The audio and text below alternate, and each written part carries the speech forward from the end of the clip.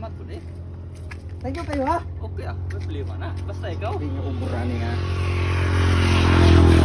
Mga bossing, unexpectedly, may nagpadala po sa akin na isang idol, no? Na nagbigay po siya sa akin ng napier at saka saging na lakatan. Dinala po ng aking bossing din. Kapitbahay ko dito mabait na nag-drive ng habal-habal.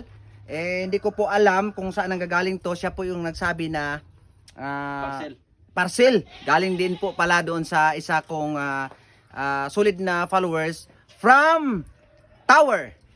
Unahan doon sa may barangay Kalumbuyan. Kalamtukan. Hindi po natin to i-unbox kasi sako yung nilagyan. I-unsack natin yan mga bossing at titingnan natin kung anong mayroon dyan sa loob. Thank you. Okay.